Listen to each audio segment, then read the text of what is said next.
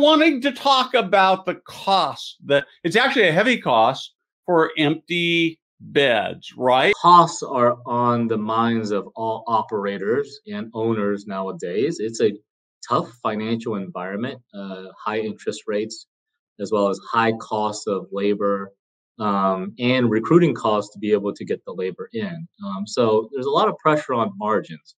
And so when you think about margins, um, one of the best ways, in my opinion, the best way in the industry to be able to get those margins up is to be able to drive revenue.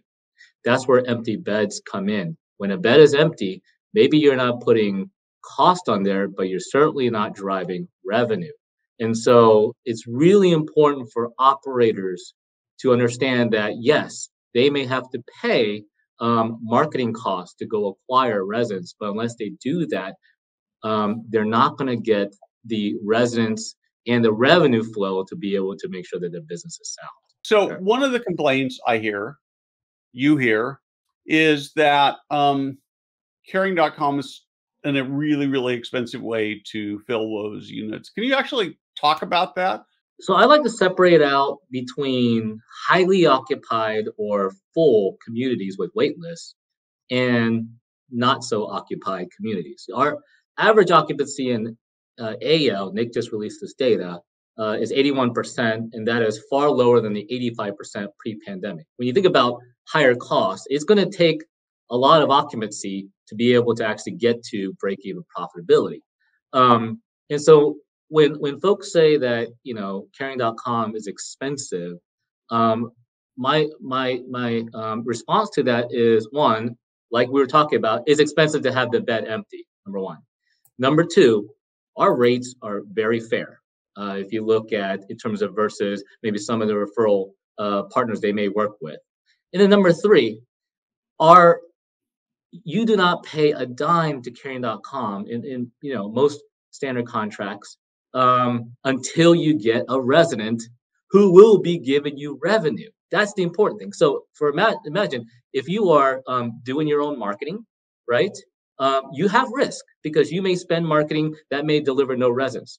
With caring.com, you don't pay us until that resident actually moves in. So when going back to the concept of you've got highly occupied communities, you may not need us for a community that's full. Use your wait list, But for a community that's at 70%, you need every lead source you can get to be able to cover those empty beds. And by the way, there's not much marketing cost risk when you use caring.com. Well, and I think the thing that you really, the point you're really making is that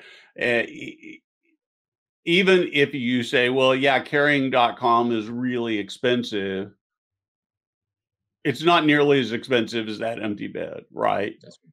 And once you get past that first month, the equation is really remarkable. And so, Holly, talk to me a little bit, particularly from a sales director's perspective, about the caring model and why it works. Sure. I did want to touch on really about how to think about the referrals that they're receiving. And really all the referrals that come from caring.com need to be taken through the normal lead process. It's not that we're handing you a move-in. Of course, we want to be, we want to hand you someone that's ready to move in tomorrow, but it's normally not the case. So, going through that lead process, doing the discovery, seeing what needs need to be met from your community to this senior. And I think of that empty bed as one less senior that's being helped, that needs support. So we want to make sure that we're filling these communities with viable referrals. Getting them through the door to tour, that's huge. Higher conversion rates once they come through the door. And of course, following up with intention and being consistent in their follow-up. Are you an alternative to a marketing agency? Or maybe a better way to look at it is, I've got a marketing agency. Why do I need you? We're definitely another tool. And being in sales, we want all the tools in our tool belt that we can give to a community. So we want to work alongside any of the marketing efforts. That could be in-house marketing, a third-party marketing agency. The majority of our partners have either or in-house or a third party. And many times these marketing agencies are coming to us because they know our value. The bottom line is the marketing agencies want to help fill communities, and Caring wants to help fill communities. So it's a perfect match there. Yeah. And to me, it seems like if you say, well, I've got a marketing agency, I'm going to do all that. That's terrific, right? You should do all that. No question about that. But you're leaving on the table a whole bunch of prospects that Exactly. you could otherwise be talking to, right? Exactly. Marketing agencies do things that are different than us, right? They're doing social media posts now. They're doing collateral for communities, helping plan events. And, they still want to drive business into these communities. And why wouldn't they then want to partner with Caring in order to fill the communities even faster and help more seniors? Oh, Holly, talk to me a little bit more about working the leads you get from Caring. What do you see in successful practices in terms of the communities that are most successful at moving, taking those leads and turning them into residents?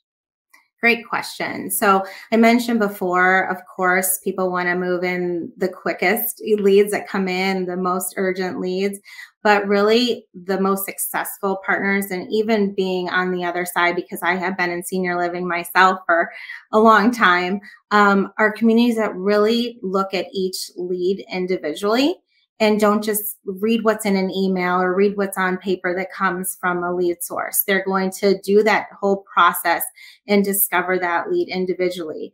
Many times they'll look at a lead and say, okay, well, this isn't even, they can't afford us, because they're looking at one number on the lead that they receive. Right.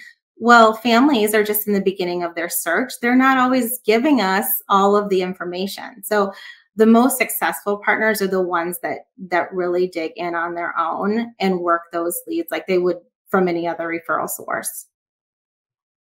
Cool. And do you have, just out of curiosity, what's sort of typical for time from lead to move in? I would say on average, and Han, maybe you can speak to this. It varies. From my background, it could be 6 months, but it could be as soon as 3 months out. And I don't know what our actual average is. I think the vast majority of the over 50% of move-ins occur within month 0, so the month you receive lead, and month 1. But like Holly said, there is a long tail. We get move-ins, going up to month 23 and month 24. So it's really important to not disqualify prospects. Really work those leads and continue to keep that relationship warm, and you'll get a lot more move-ins. So, Han, I'm really curious about this. I know that you see a lot of variability from community to community and organization to organization, where in some communities, some organizations, it's like there's this machine. They get these leads and they turn them into move-ins, and others it's really hit and miss. What are the differences? The biggest difference I see from performance on our channel is buy-in from that community that our leads are valuable and will lead to move-ins. And what happens is success leads to more success. And so I'll give you maybe a case of two different communities. You got community A, who is not full. They think that their business development and only their direct marketing leads from their corporate are the ones that they're going to really work on, and they're going to get referrals from us and other referral partners. But those are kind of secondary. And what happens is they may move in some, but they're not really working our leads. What happens is that then building, they can do total of 5-6 move-ins a month. Let's take building B, for example, same occupancy base. They're doing 11 move-ins a month because they're treating every single lead source as potential residents, potential seniors that they can help. It's a mind, and then what happens is, let's say they're both new partners. When they start seeing success from Caring, they're going to continue to really work Caring leads, and that working the lead, not just disqualifying leads from the get-go, but really working the leads and investing the time and understanding the differences between our channel and maybe, walk-ins and referrals, for example, as a channel, will actually lead to better results overall for them. And at the end of the day, they're sales folks and they're getting commissioned on move-ins. They're going to make more money overall because they're getting more move-ins overall. And so that's the biggest difference is really the mentality on lead channels and the level of sophistication they can apply in terms of working different lead sources, in the right way. So I really love this. And Holly, I want to turn to you a little bit more on this. So as you're talking about this, I'm thinking it would be so much fun. I don't know how you'd actually do this experiment, right? But wouldn't it be so much fun if you could take two buildings and you could walk into one of them and you could say, hey, those walk-ins and the stuff that you get out of your marketing people, those are the greatest leads of all. And those internet leads, they are terrible. So which is kind of how people think, right? And then you could go to another community where you could go to them and you go to the salespeople and say, you know what? Those walk-in leads and those referral leads, they're terrible. Nobody gets anything. But those internet leads, they are amazing. I suspect that if you were to do that, you'd find whatever you talked about as being amazing would be where you'd get the most closure. And so if you can assume that they're exactly like you said, Han, that you can assume they're all amazing. They're all gold. They're all gold. Yeah. Holly, what do you think? I agree. And I think I did do that. I never said, this is a bad lead, don't work this lead. Every lead is gold. And just kind of to piggyback off of what Han said. So let's say you're looking for a place for your dad, but it's maybe going to be a year because he's independent, he's still driving, everything's great. So community A says, oh, this isn't a good lead. He's not looking for a year, and puts him on the back burner, sends one email out. But community B reaches out to him, invites him for events, keeps him in the loop on what's going on in the community, talks to the family. Well, now dad has a fall. 3 months into looking, he needs help with his ADLs. Well, which community is he going to go to? He's going to go to the one that he feels comfortable with. And as a regional, when I was a regional, that's what I told my teams. Every single lead, don't necessarily look at the referral source. You're looking at the actual senior and the family that you want to help. And my passion has always been seniors. And my passion is always helping teams grow occupancy. And I did that in senior living, and I can still do that with caring. So I'll say that all day long.